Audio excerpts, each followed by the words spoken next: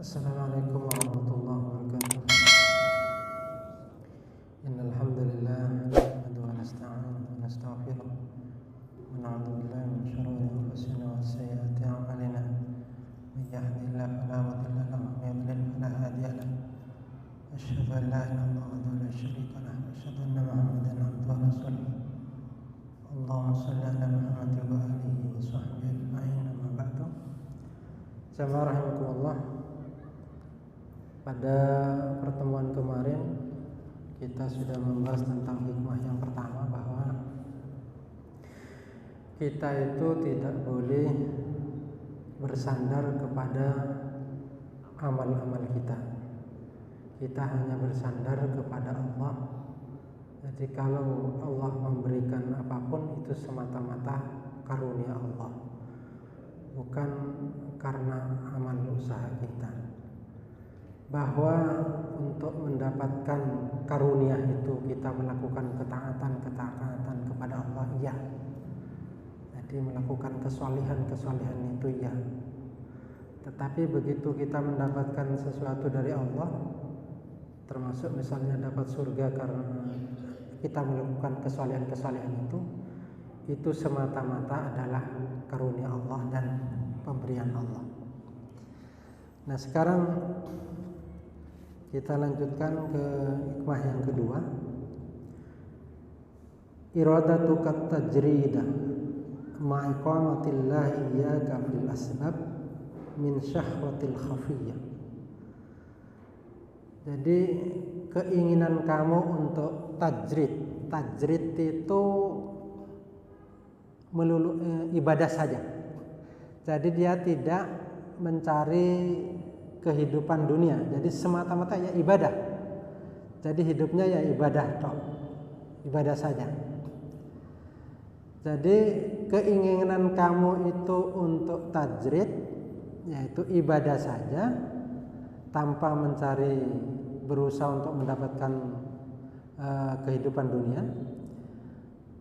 Keinginan seperti itu, keinginan tajrid itu, sementara Allah menempatkan kamu dalam posisi fil asbab, di dalam sesuatu yang harus dilakukan melalui sebab, itu termasuk syahwat yang sama. Artinya begini, kalau ada orang yang lalu Allah tempatkan di posisi atau maqam asbab, artinya kalau ingin roti dia harus mencari. Kalau ingin kaya misalnya dia harus berusaha. Nah, ini namanya tingkatan maqam asbab, sebab. Harus kasab, harus berusaha. Kan ada orang itu pada tingkatan yang tajrid. Tajrid itu ya tidak usah berusaha. Tidak berusaha. Jadi tanpa pun berusaha dia dapat, artinya tidak perlu capek-capek. Tidak perlu capek-capek, dapat. Dunia dapat. Nah, itu kalau ada orang yang sementara menginginkan, sementara dia posisinya sebagai orang yang harus berusaha, lalu ingin pindah menjadi orang yang sudahlah saya tidak usah berusaha, ya ibadah saja. Ibadah mulai dari jam 7 pagi sampai 7 pagi lagi, terus ibadah, tak usah berusaha. Sementara Allah menempatkan dia dalam posisi orang yang harus berusaha. Nah, yang seperti ini namanya syahwat yang samar. Sebenarnya itu bentuk syahwat gitu. Meskipun tujuannya sebenarnya adalah ingin ibadah, tapi meninggalkan yang sebenarnya harus dilakukan. Nah, itu. Kebalikannya, wa iradatul asbab ma'iqamatillahi iyyaka fit tajrid inhitatun anil himmatil aliyah. Sementara kebalikannya, kalau ada orang menginginkan sebab, berusaha, mendapatkan sesuatu harus berusaha. Sementara Allah menempatkan dia pada posisi orang yang tajrid, jadi tidak usah berusaha dapat. Tapi dia melakukan usaha, kerja keras. Nah, itu namanya menurunkan derajat menurunkan derajat. Derajat yang tinggi diberikan Allah, lalu diturunkan. Jadi karena begini, ada orang itu dikaruniai oleh Allah, tambah berusaha dia dapat rezeki. Ada yang memberi lah, ada yang memberi, tiba-tiba ada yang memberi, artinya tercukupi tanpa harus dia itu berusaha capek-capek. Ada yang dalam makam ini namanya makam tajrid, dia cukup beribadah dekat kepada Allah, taat kepada Allah. Dan makam ini adalah orang-orang yang dekat kepada Allah. Jadi dia tidak usah berusaha untuk kehidupan dunia. Nah, yang selanjutnya makamnya makam asbab, dia harus berusaha. Ya kalau tidak berusaha ya tidak dapat. Ada dialog menarik antara Imam Malik dengan Imam Syafi'i. Katanya Imam Syafi'i, orang itu cukup tawakal yang benar kepada Allah, dia akan dapat rezeki. Allah akan memberikan rezeki. Min haitsu la yahtasib, Ini kalimat yang sering kita dengar. Min haitsu la yahtasib. Jadi dapat dari sesuatu yang tidak disangka-sangka. Nah, dialog antara Imam Syafi'i dengan Imam Malik. Katanya Imam Malik, ya pokoknya tawakal, maka orang itu akan dapat. Rezeki itu akan dapat. Karena katanya Imam Syafi'i, enggak. Ya harus bekerja, harus jalan, harus cari. Nah, untuk membuktikan itu Imam Syafi'i keluar ketemu dengan seorang laki-laki yang sudah sepuh. Karena sepuh membawa muatan, memikul sesuatu, oleh Imam Syafi'i ditolong, dibawakan sampai ke rumahnya. Nah, begitu sampai ke rumahnya, Imam Syafi'i itu dikasih kurma, ya, beberapa butir kurma lah, jadi agak banyak. Dikasih, setelah itu dibawa. Imam Syafi'i tersenyum. Ini buktinya kalau orang berusaha pasti dapat. Orang berusaha dapat. Kalau tidak berusaha ya tidak dapat. Bawa dia ke Imam Malik. Begitu diantarkan ke Imam Malik, dikatakan bahwa ini kurma.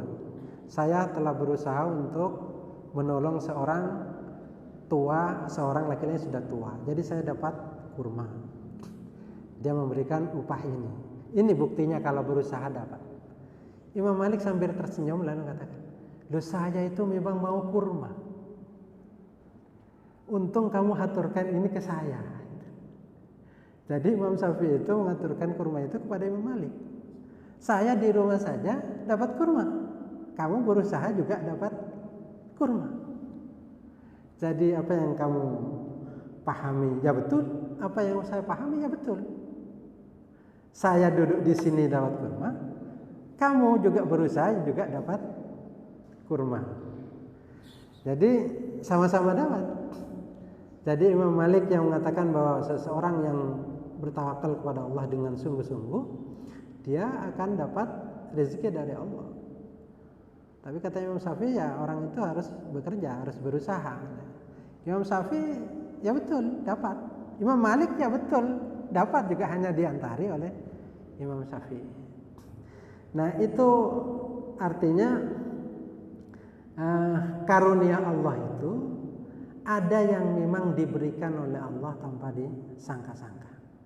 Bahkan mungkin kita tidak pernah berdoa untuk itu, tapi dapat. Ada yang memang harus berusaha. Nah, dalam bahasan ini adalah ada orang yang memang ditempatkan oleh Allah sebagai orang yang tidak perlu berusaha, tetapi dia hanya beribadah terus kepada Allah, dan dia dapat karunia-karunia Allah itu. Karunia Allah begitu mudah.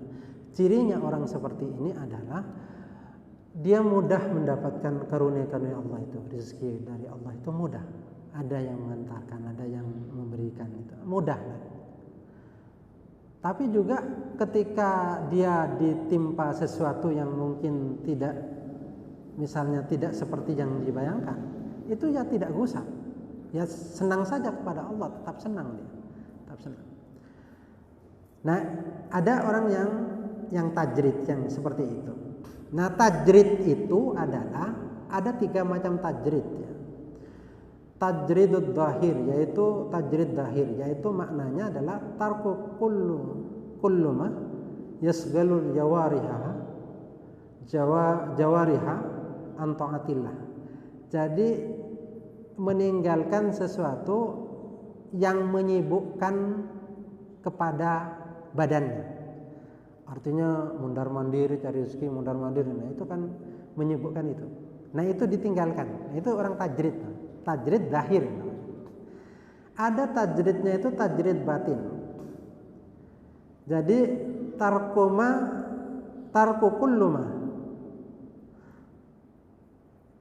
kulli ma yasghalul qalbah an duhuri ma'allah, yaitu meninggalkan setiap sesuatu yang itu akan menyibukkan hatinya untuk ingat kepada Allah. Nah, jadi apa yang istilahnya membuat gusar hatinya sehingga melupakan Allah itu dia tinggalkan. Nah, ini tajrid. Nah, tajrid yang dimaksud di sini adalah tajrid kedua-duanya. Secara zahir dia tidak, jasadnya, panca inderanya tidak disibukkan. Jadi mencari rezeki kemana-mana itu tidak disibukkan dengan itu. Hatinya juga tidak disibukkan memikirkan yang lain-lain selain Allah. Jadi hanya Allah yang diingat. Nah, itu hanya ibadah saja. Nah, ini tajrid yang ini yang dimaksud. Jadi dia hanya ingat, hanya melulu ibadah dan ingat kepada Allah. Nah, kalau orang dikarunia ini, artinya dia rezeki tidak usah cari, Allah memberikan setiap bulan datang misalnya. Nah, itu lalu dia setelah diberikan banyak rezeki itu oleh Allah, dia ibadah dengan tenang kepada Allah. Nah, kalau orang seperti ini masih punya keinginan untuk berusaha agar lebih banyak lagi, ini namanya orang yang menurunkan derajat dirinya. Sesuatu yang diberikan Allah hanya untuk beribadah, ternyata dia turunkan untuk itu. Tapi sebaliknya, ada orang yang lalu Allah tempatkan harus berusaha dia. Jadi pagi siang dia berusaha, setelah malam dia beribadah kepada Allah, juga tidak melupakan ibadah kepada Allah sehingga hidupnya tenang, bahagia dan bermanfaat bagi orang lain. Harta yang dia cari dia infakkan kepada orang lain. Nah, ini juga makamnya bagus, artinya bagus orang yang seperti ini.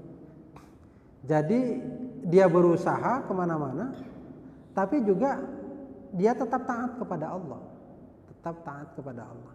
Nah, inilah orang yang lalu dikaruniai sebagai makam asbab itu.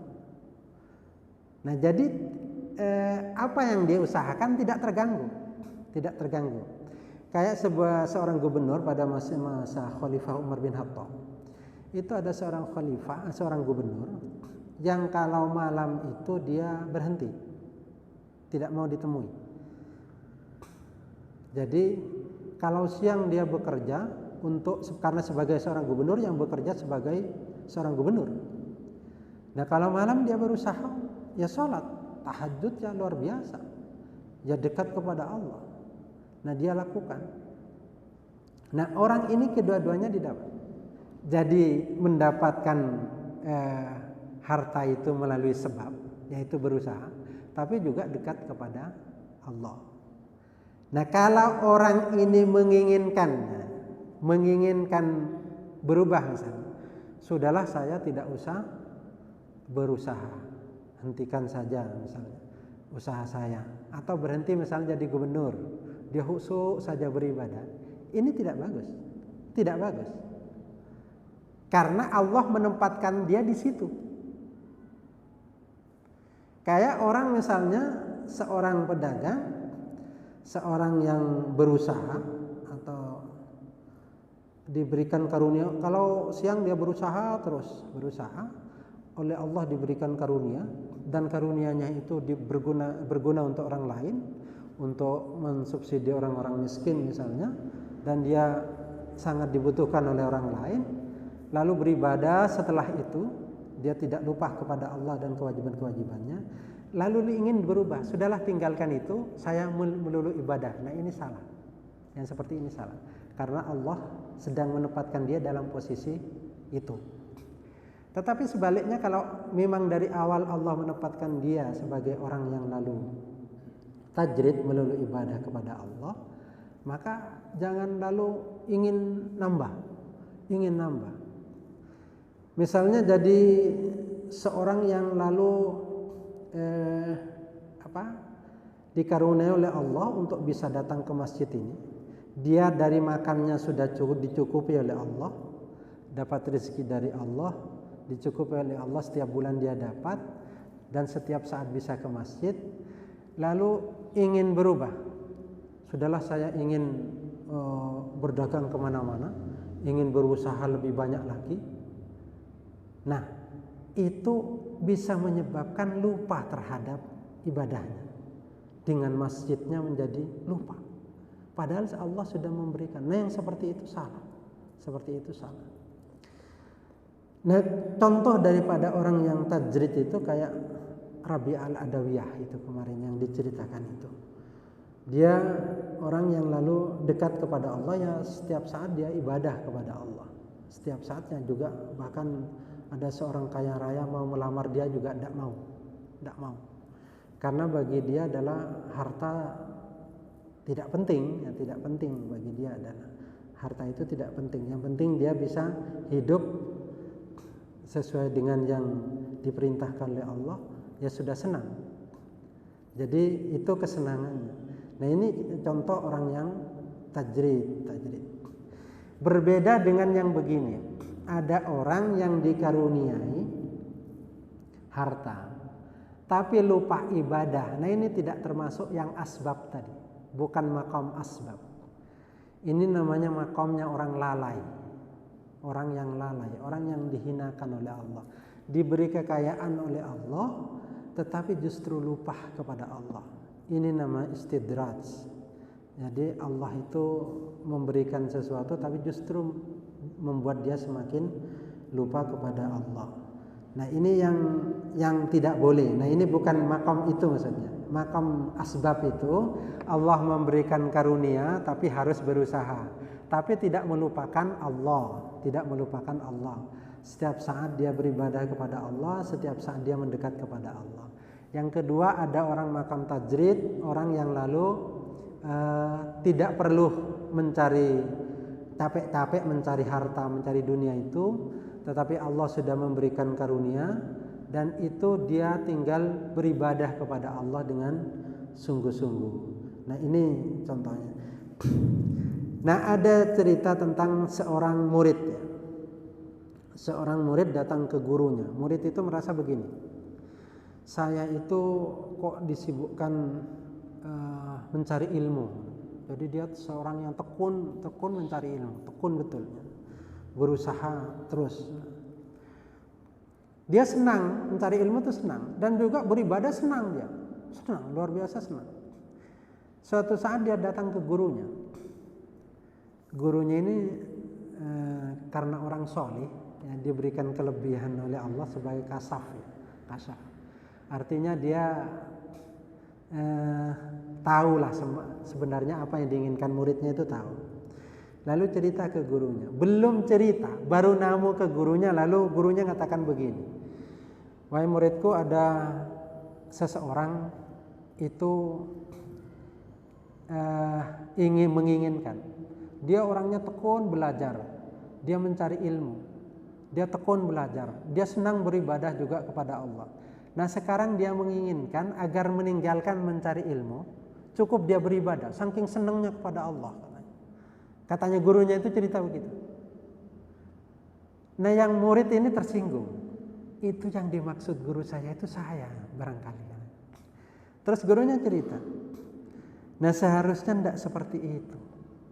Ketika Allah menempatkan seseorang mencari ilmu dan senang dengan ilmu, lalu Allah mendekatkan dia kepada Allah itu, Allah mendekatkan orang itu kepada Allah dengan jalan dia beribadah dan juga dengan ilmu yang Allah berikan, mestinya dia diam di situ, tidak lalu meninggalkan mencari ilmu, karena kepentingannya hanya melulu ibadah. Karena apa? Karena begitu Allah memberikan itu sudah cukup. Katanya ulama itu mengatakan, walakin umkus fima anta fihi wa ma qassamallahu laka ala aidina fahuwa laka wasilun. Kamu itu cukup dengan apa yang Allah berikan saat ini, yaitu mencari ilmu dan senang dengan Allah. Itu saja sudah cukup untuk sampai kepada Allah. Jangan aneh-aneh, jangan aneh-aneh lalu sudahlah saya tinggalkan. Jangan seperti itu. Jadi apa yang Allah tempatkan di situ seseorang, ya sudah tekuni itu. Jangan lalu berpikir yang lebih dari itu, sementara Allah menginginkan itu. Jadi kalau orang berguna kepada orang lain dalam bidang itu misalnya, jadi ada seorang ulama yang lalu belajar terus, jadi dia belajar ingin menyampaikan apa yang difirmankan oleh Allah, disabdakan Rasulullah, biar umat itu mengerti. Lalu karena senangnya ibadah, dia tinggalkan itu. Umat ditinggalkan. Lalu dia ibadah saja. Itu salah. Tapi kalau orang itu memang ditempatkan oleh Allah sebagai yang tekun beribadah, memang dari awal dia Allah menempatkan itu, maka itu tidak boleh turun misalnya, tidak boleh berubah misalnya, lalu dia sudahlah saya ingin mencari harta. Kayak begini. Ada seorang ulama yang lalu diberikan karunia oleh Allah, dia tekun beribadah, senang beribadah, bahagia beribadah.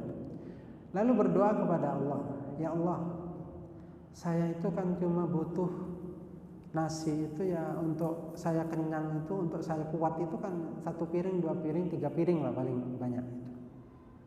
Kenapa engkau tidak karuniakan itu saja, sehingga saya cukup beribadah tanpa berusaha. Sementara yang dia lakukannya berusaha terus. Jadi pagi dia berusaha, yang hasil usaha dia makan, semalam dia beribadah dengan tekun, ya khusyuk. Nah dia berdoa kepada Allah seperti itu. Nah suatu saat dia itu dikaruniai oleh Allah untuk apa yang diinginkan dikabul.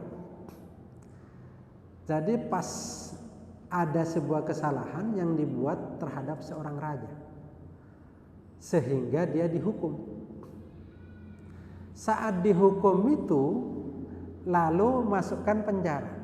Nah di penjara itu dia tidak usah berusaha, cukup dikasih nasi.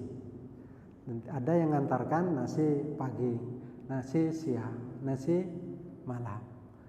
Kan tidak usah berusaha, kan tinggal makan saja dia, tinggal beribadah tok. Lalu balik deh, ya Allah bukan ini yang saya maksud. Bukan ini yang saya maksud. Saya maksudnya ya tidak di penjara lah, tetapi dapat rezeki itu. Bukan ini yang saya maksud ya Allah gitu. Nah artinya orang itu kalau memang dikaruniai berusaha, ya sudah berusaha, tetapi tidak melupakan Allah itu. Nah giliran dia diberi misalnya, kayak orang dikaruniai pensiun oleh Allah, kan tiap bulan datang, tidak usah masuk kantor misalnya, tidak usah berusaha, cukup itu. Nah itu dia dapat itu, ya tinggal beribadah kepada Allah, tidak usah aneh-aneh misalnya kepingin jadi anggota dewan misalnya, tidak usah, biar tidak terganggu biar tidak terganggu ibadahnya, biar tidak terganggu, khawatir nanti ibadahnya terganggu. Ada orang yang sudah sepuh, saya betul sudah sepuh betul, karena kalau ke masjid dia harus jalan itu pegangan, dan dia pensiunan, jadi dari segi harta tidak ada masalah, Jadi cukup beribadah saja lah. Dia mau sudah seperti itu masih mencalonkan anggota dewan, mencalonkan anggota dewan. Saya berpikir untuk naik ke masjid saja dia harus pegangan, dan dia tekun beribadah, adzan setiap saat. Jadi tapi bukan muadzin Darussalam yang saya singgung. Tekun dia. Subuh adzan dia, duhur, asar, maghrib adzan terus. Nah itu dia tekun seperti itu. Dia masih kepingin jadi anggota dewan. Saya sampaikan, kalau sampean jadi anggota dewan, saya tidak yakin sampean senikmat sekarang beribadah kepada Allah. Saya tidak yakin sampean itu nikmatnya beribadah seperti sekarang. Ketidakyakinan itu ketidakyakinan saya hampir 100%. Setelah itu dia berhenti mencalonkan diri. Berhenti. Saya syukur luar biasa karena orang itu tetap senang kepada Allah, tekun beribadat, azan juga senang dia, sujud kepada Allah senang. Seandainya dia tolos jadi anggota dewan, saya yakin lupanya. Jadi kalau Allah mengkaruniai seseorang itu di situ, ya kerjakan itu dan tekuni itu, nikmati itu dengan Allah. Jadi senang dia dengan Allah. Jangan lalu mencari yang lebih yang justru melupakan Allah. Tapi kalau Allah menempatkan kita sebagai seorang yang harus berusaha, maka harus berusaha sambil kita tidak lupa kepada Allah, tetap senang kepada Allah dengan usaha tadi.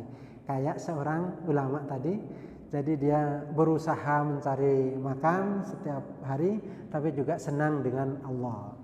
Jadi ketika dia minta yang lebih, justru diberikan makan tapi di penjara, tidak usah bekerja. Nah itu jangan sampai seperti itu. Barangkali sampai di sini ada yang ingin disampaikan? Ya. Kalau seseorang hijrah dari tempat A ke tempat B untuk sebuah muatan karena ingin mendapatkan penghasilan lebih baik, apakah itu salah?